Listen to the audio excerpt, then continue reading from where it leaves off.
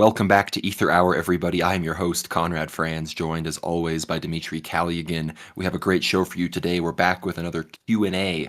So prepare, you have sent in your questions on our Q&A thread on Substack on worldwarnow.substack.com, worldwarnow.co. We got a lot of questions this time, so it seems that people want us to keep doing these. And again, like we said, we're going to try to do these on a monthly basis.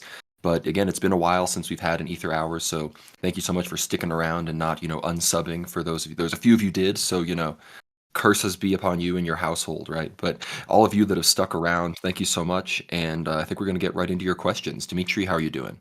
Doing great, Conrad. And I think without further delay, I think we should provide the people their content and answer some of these great questions because there are so many of them and there's so much variety here. Because we've only in full looked over them just this morning. So, in fact, I think we'll just have to answer them all quite in full and see what we can get. So, the first question will be from Felicia Vent.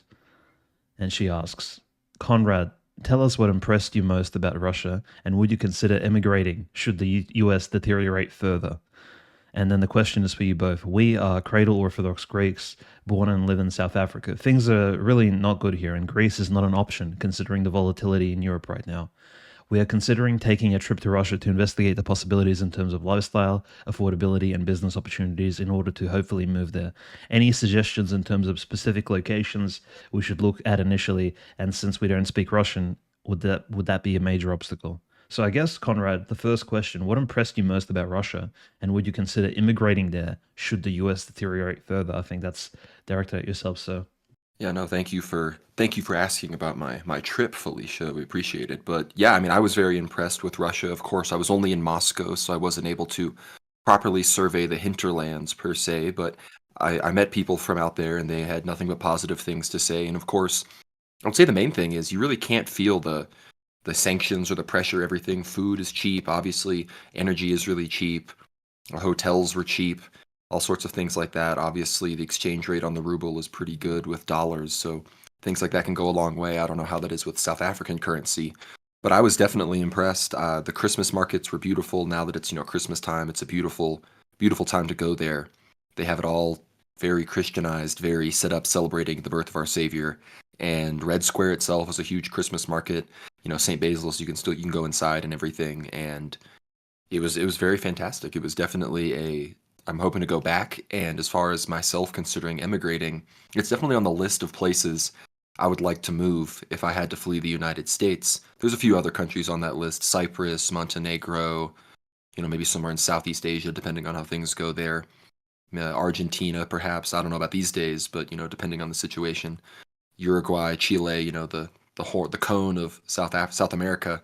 But as far as emigrating to Russia, I love Moscow and it's great. But if I were to move to Russia, I'd probably move a bit farther south to Crimea or somewhere like that.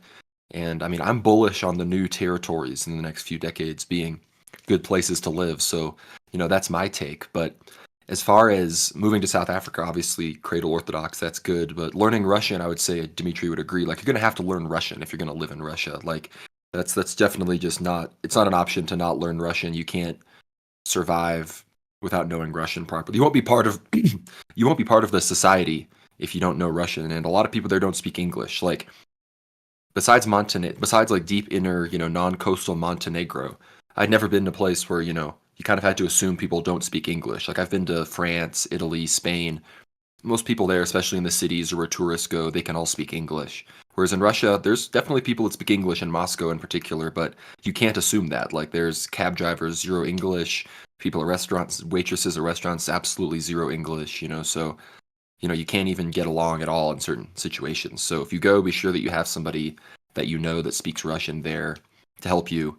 And reach out to me. Obviously, we know people like Father Joseph Gleason. He has a whole thing. His whole Substack is moving to Russia. So be sure you can reach out to him, and he would love to help people come to Russia. He thinks that's a great idea. But Dimitri, I'm sure you have a take on emigrating to Russia from.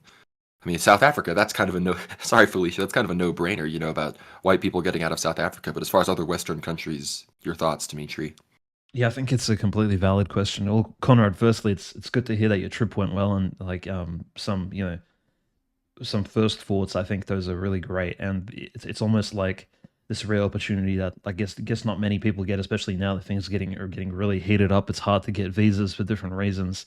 Flights are expensive. You have to get redirections, things like that. So definitely a very rare and awesome opportunity that you received. But Felicia, your question is very apt. I think these days a lot of people are looking for places of refuge, and not just for themselves but also for their families, because they don't want to raise their families in places where you go to school, society pressures, places pressure on the children, and your children grow up in ways which say you don't want them to grow up in. For example, like obviously we know the entire LGBTQ alphabet community issue happening at the moment in most Western countries, which are really well developed countries, you can say, and like technology is a really high level, and you can make a lot of money very quickly, a lot more than saying even in Russia.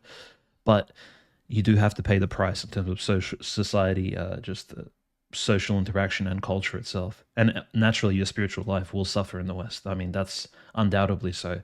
Meanwhile, in Russia, perhaps the money situation is a bit more difficult, which I think is probably the first and foremost consideration before moving to Russia. It's not even I think the real struggle is not so much around where would you live, because you could live like as Conrad mentioned, Father Joseph in the Yaroslavskaya Oblast up north, so more or less in the countryside between Moscow and St. Petersburg, and in that sort of neat countryside spot where the land is really cheap, right? And you can actually maybe afford really comfortable living for a fraction of the price you'd pay in any Western country, including even South Africa, like a Commonwealth country, a former land of the British Empire. But I would say definitely the first focus should be on exactly what career path would, say, for example, your husband or your significant other, or if both spouses work, where would you work? Which particular field? Would you do farming? Would you work in a certain business? Would you work in IT?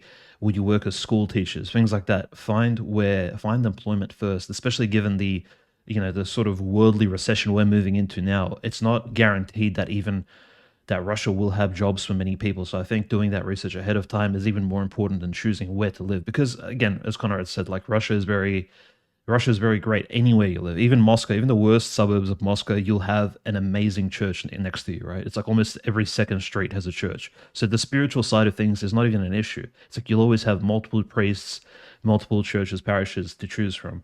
It's more about what will fit your particular case. And I think that's the research that needs to be done. But and definitely learning Russian is a big deal, and that goes into the entire business lifestyle side of things. But I think that's the first and foremost part of the research you would probably need to do. And also learning the language, I think, is a must. Absolutely, especially in terms of living comfortably and sort of getting along, and so the locals could kind of get used to you as well. Because again, Russian people are somewhat conservative, so it is that sort of, just imagine you're moving back into like maybe the 1950s or 1960s, and you don't speak the local language. So the attitude, I'm not saying Russians are racist or discriminatory, but they still have that view of like, okay, so you're a foreigner, or they don't have that same appeal to multicultural, multicultural immigrants as maybe some Western countries do, which are a bit more accepting.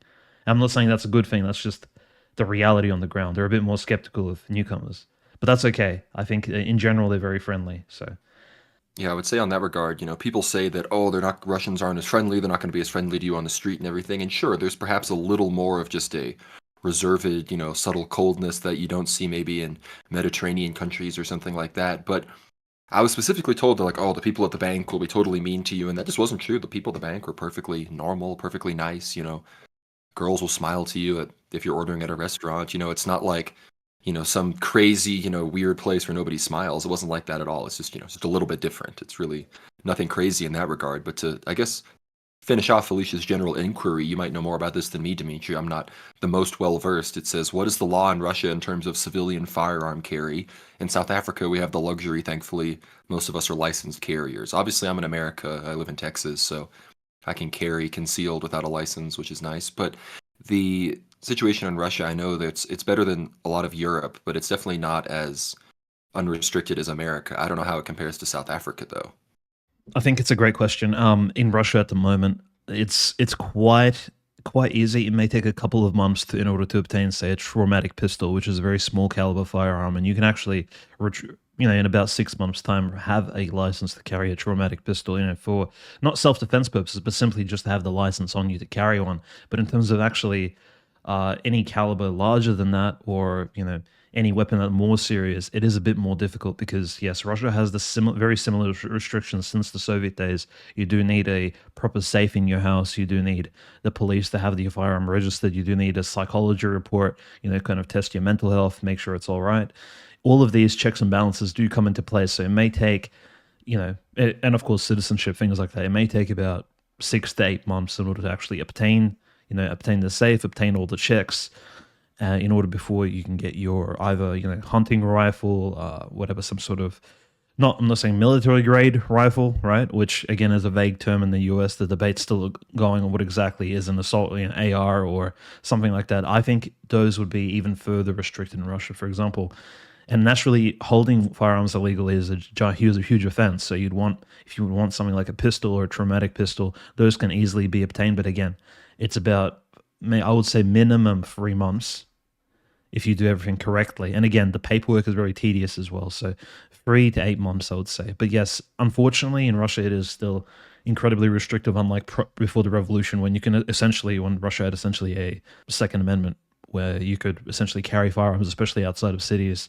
It was quite common, and people would have sabers, have pistols, shotguns, things like that, rifles. So Yeah, we talk about that in the Pinhas Rutenberg, pogroms episode of Aether Hour, how in Odessa and these places, like there literally was no. It's not like you could just have guns and stuff. You could have like cannons, Gatling guns. People like people were just making kind of their own militias, and the empire was so vast and there was just such revolutionary energy in a lot of this era, post Marxism and with these Jewish groups that it was, it led to a lot of armed fighting and with highly militarized factions in cities and whatnot, which I don't think that's an argument against arming the people or anything. I think it's just an argument against. Well, listen to the episode. We know what it's an argument against. But the unless you have any, as far as the firearms in Russia go, yeah, I definitely.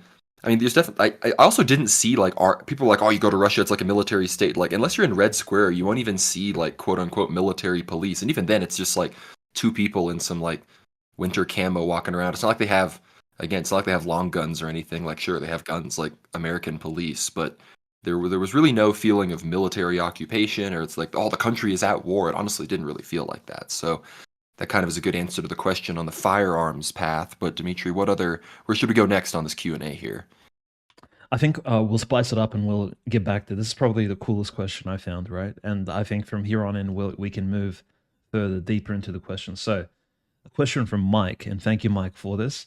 Favorite Byzantine emperor and why? Conrad, I'll let you answer first, okay?